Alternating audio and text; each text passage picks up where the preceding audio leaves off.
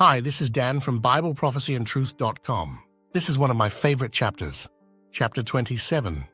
The flood of Genesis changed a lot more than we think.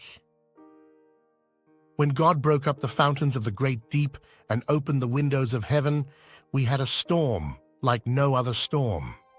Have you ever heard of or seen a geyser that spews hot, scalding water because of the pressure from the tremendous heat under the surface that causes it to release periodically? Have you heard about the massive, huge fields of lava flow that scientists can't explain? The fountains of the great deep erupted with tremendous heat. When the windows of heaven were opened, for the first time in the history of the Earth, the supercold of space, 459.6 degrees below zero, came down into our atmosphere. You probably know that when a cold front meets a warm front, that there's going to be some stormy weather, right? Imagine what happened when that super frigid cold met with superheated water, lava, and air. The surface of this planet was caught in a storm that makes a hurricane look like a single little harmless rain cloud. For an animal to be frozen in place, like they have found, it can't happen with just a little snowstorm.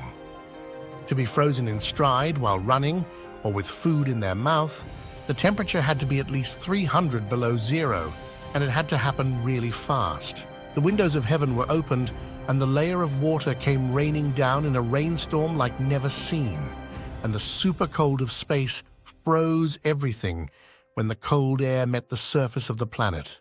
The ice sheets from this event were massive sheets of ice that came all the way down to Kansas City. There are washouts and objects left behind, and all kinds of evidence that scientists haven't been able to explain that are easily explained when we understand what happened. For a footprint in the mud to be baked into stone, like we find all over the earth, there has to be some major heat, like when you fire a clay pot to make it stone. The fountains of the great deep created massive scalding water and superheated steam everywhere it came out. It baked the ground where the giant reptiles were running and baked and hardened the footprints that we see in Texas and many, many other places on the earth. The evidence of mass extinction that the scientists can't explain is easy to understand when we understand the magnitude and destruction of the floodwaters and the extreme temperatures. Science can't explain why we find mammoths in Florida and all types of animals all over the earth. The earth was the same over the entire surface before this event, so the animals were everywhere. That's why. Scientific data has proven that the magnetic poles took 6 violent swings about 4,000 years ago. Ice at 300 degrees below zero or colder is magnetic. When the supercold from space froze the water, it became magnetic and aligned itself over the magnetic poles of the planet. It's no surprise that the thickest and coldest ice formed at the poles and spread toward the equator. The sun has been melting away the ice sheets for 4,400 years, but the poles are still the coldest because the layer of water that stabilized the atmospheric temperature is gone, and the sun is warmest at the equator as we know it to be today. Remember the geologic column that doesn't exist? The layers of the Earth are so easy to understand when we know what the floodwaters did to the Earth. It didn't take millions of years to lay down the layers, it just took a whole lot of water, and the flood explains why the layers have so many bends and twists. They were made while the ground was still soft and pliable. The ice sheets have been melting ever since then. Global warming? Politicians and scientists today are trying to scare us with global warming, saying it's the fault of mankind that the ice is melting and the ozone is going away.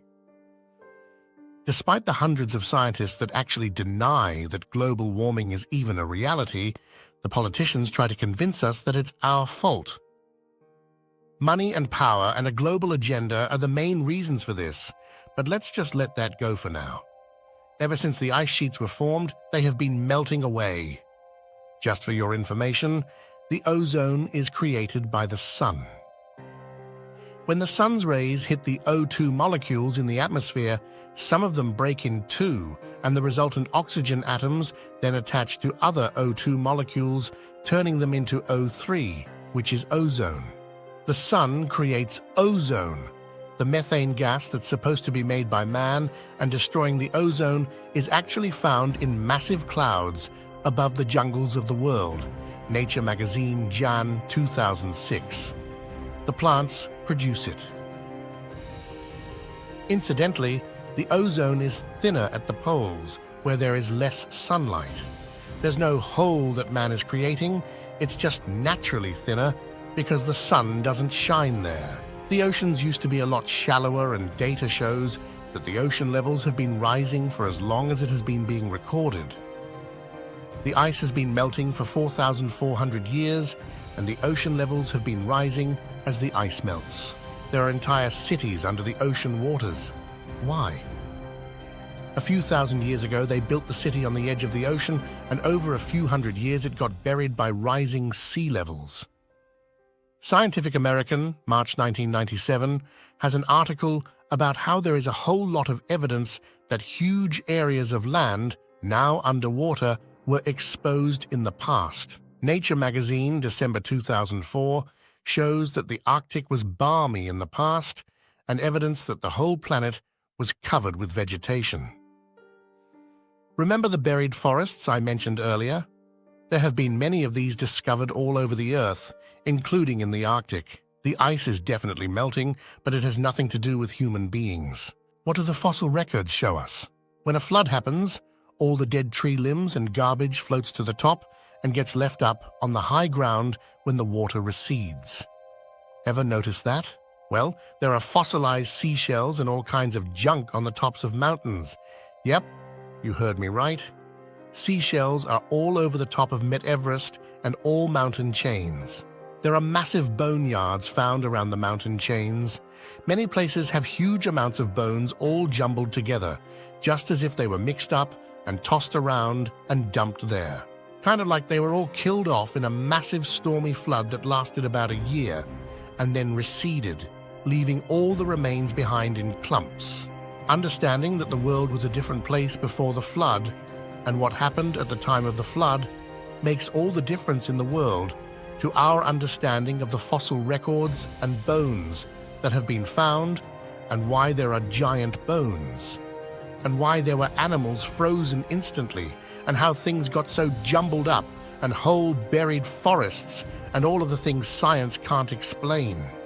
It's not so hard to understand when we know what caused it all. In Glen Rose, Texas, they found the footprint of a human being inside the footprint of a dinosaur. If dinosaurs died off 65 million years ago, and man did not evolve until the last few million years, as they say, how in the world do you explain that? Also, air trapped in the fossilized tree sap, amber, shows that the atmosphere had 50% more oxygen than we have today. The problem with that knowledge is that the scientists say that life could not evolve today because the oxygen content today is too high for early forms of bacteria to live. It would be destroyed by it.